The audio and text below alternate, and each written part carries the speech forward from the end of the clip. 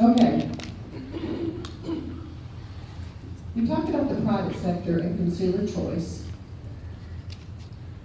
And let's talk about Kcdhh. How does Kcdhh hire, connect, and coordinate interpreters for a state agency?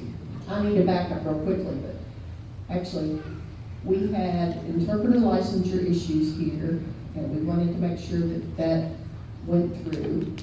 And then we tried to pass that in 1996, an access center service. And that was going to be, at first, for all. And then other agencies, interpreters were like, no, we're not going to be able to do that. So we got to have a lot of roadblocks with that. So we would only do with state agencies, because actually the funding comes through us for state agencies. And that's what it says very clearly. So we only coordinate interpreters for state agencies. We have a law that says we'll set up the access center for state agency use, and we can still advocate for interpreters in the private sector, but it's two separate things. And one person said, you know, you have freelance interpreters, they don't work for free. Freelance interpreters means that myself as an individual, I negotiate whatever between the person. I'm not under another business or an agency. And some people, you know, do lawn mowing, they're freelance. They take up, they'll say, hey, I'll mow your yard, and they're not under a gardening or landscaping company. And they're just pretty much like an independent contractor. So that's where we get the term freelance. Yeah, come on in.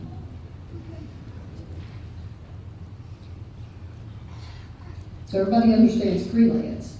So now the Kentucky Commission on Deaf and Hard of Hearing talks with, or negotiates with state agencies, and we have regulations that we must adhere to that describe what our duties are as we coordinate the services. There are 4 things that are very important, and they don't have to be in this order.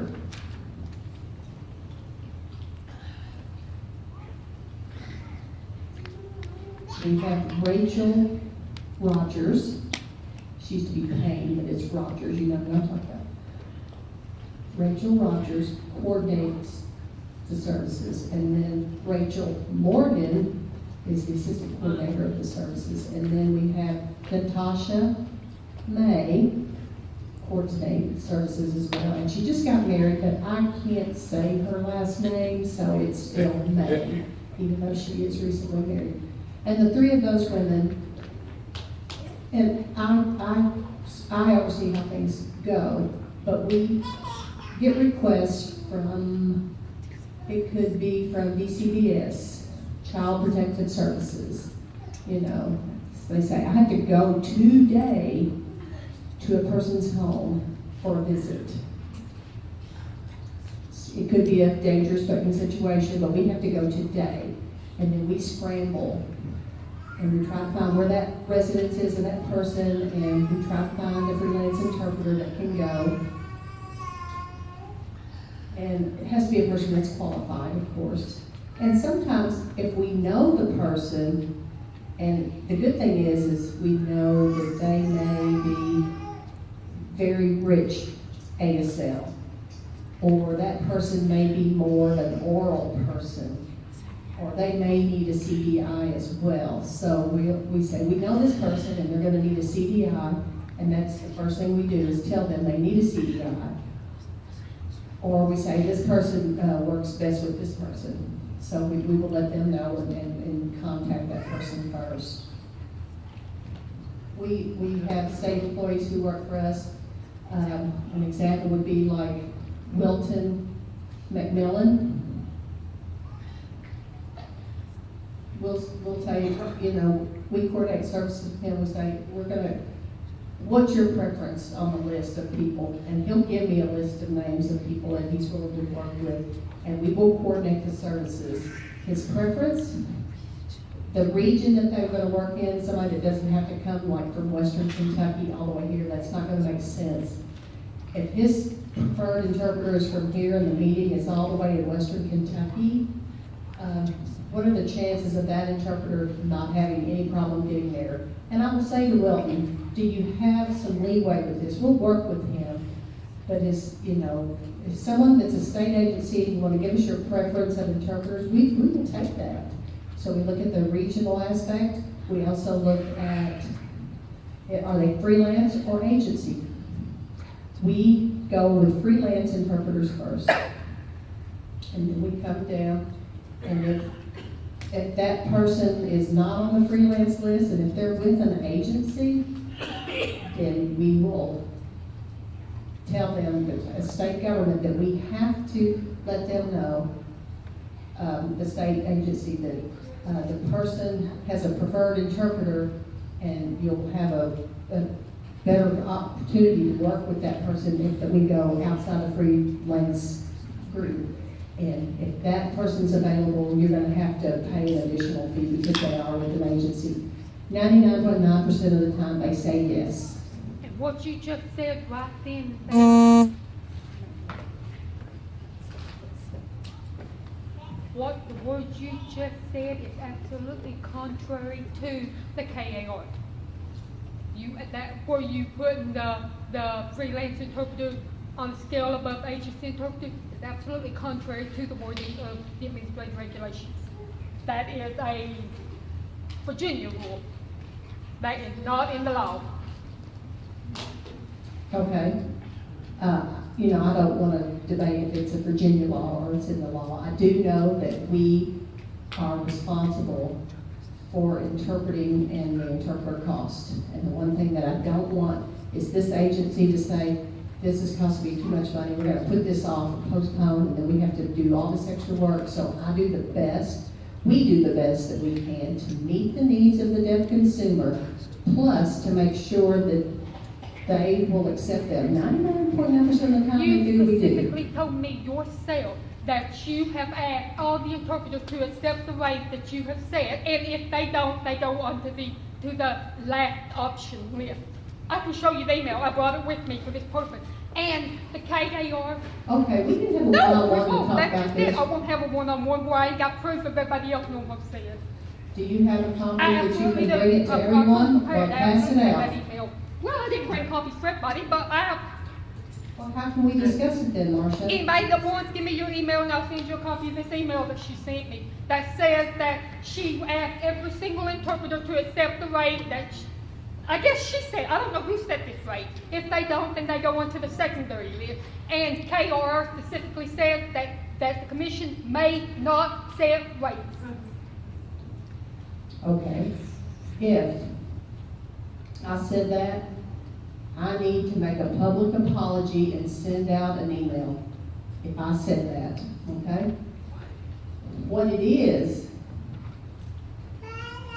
the VR has the rate over him. And right now, 2 or 3 of their state agencies are now starting to have rates. What I ask interpreters are, do you have freelance rates or do you have agency rates? Doesn't matter. I don't care. When I want an interpreter, I don't get right behind what the rates are. I'm not talking about you as an interpreter, I'm talking about the interpreters. I asked them if they have a freelance rate or an agency rate. Me, as an agency, I have a right to know if I can get a qualified interpreter and your choice of interpreter within that area and at that price rate.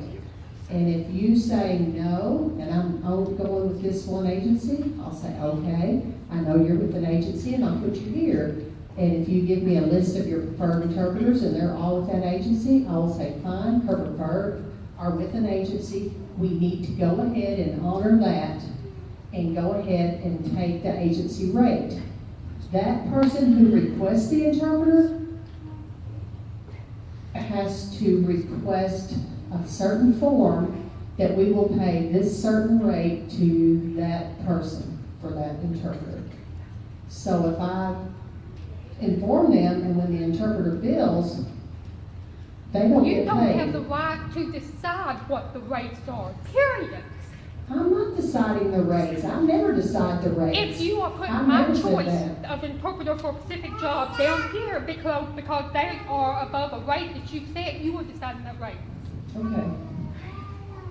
I'm have coordinator. If this state agency, which got a rate approval, says no, it's no from them, not from me. Tell them, hey, you're going to need to honor the consumer's choice and get approval from above. 99.9% of the And not time, me. we get that. But it's not me as a state agency, I'm coordinating, It's the it's their commission that is role. refusing to send me my interpreters when I am on a DCDS job. Has that ever Yes, happened? many times. Okay, then you need to file a grievance He told and you. file a grievance. And I told you what the situation was. File the complaint and I'll pass it on to DCBS and tell them, see, it's not me turning you down. That's the problem. You don't see where I it's have had to coming put my from. clients off and continue my client's case because I had an interpreter standing here ready to take the call, but the commission would not send the call to them because they were an agency interpreter. Although they were ready and available for an after-hours appointment, an emergency removal after hours, that I, as an attorney, was sitting there, my client losing her kid, and we had to put it off another day because the commission refused to contact an agency interpreter. Okay. I cannot intelligently argue your case without knowing the specific cases and so forth. It's not fair to everybody else in the room here, Marcia. It's not fair to everybody here. But what I'm trying to explain, I'm trying to educate them, is if you have a preferred interpreter, you can tell me, I will advocate with the state agency and requesting agency and say they have a preferred interpreter, and they'll say agency or not agency, and they have to tell me yes or no. It's not me. They have to say yes or no, and 99.9% of the times, I do get them to say yes because they have to get permission for the additional fee. If it goes on without the fee, they won't get paid, the interpreter will not get paid that fee. And I have to.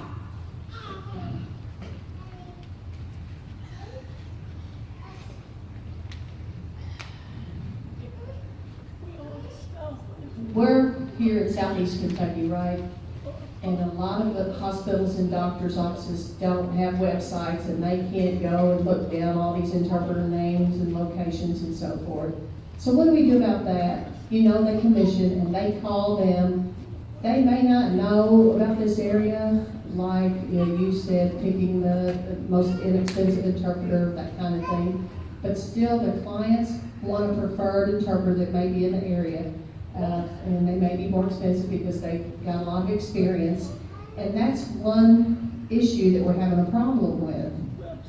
The website is not available around here, and how can you provide some kind of information that the interpreters and the consumers could look at so that they could pick someone from that list? So we're just concerned about how we can get the hospitals, you know, like from big towns under the bigger hospitals. Okay. So that's another issue that we are facing in this area.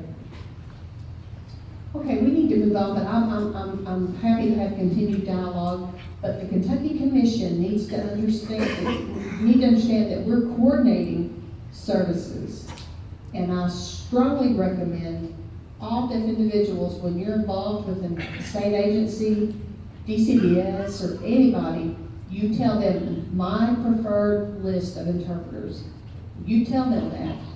And if you know they're a state agency, I encourage you to tell me that you've already told them. And then I can speak with them, and when they request the service, I can say, well, did you know that they prefer these certain people? Now, I have been told no. They have told me no, and they say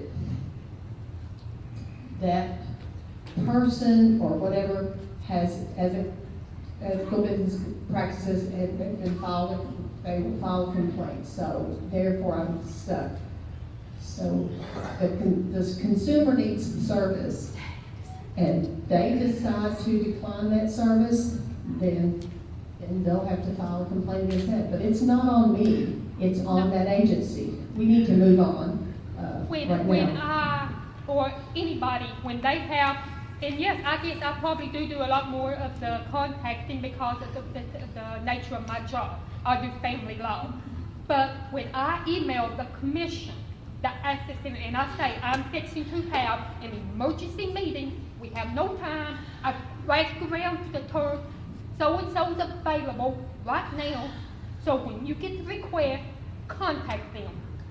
No, I'm sorry, you can't contact them. It comes down to the fact that the commission has zero right under the law to set rates or to list prioritize of who to call. In fact, the law plainly says that all licensed interpreters in the state of Kentucky must be kept on a list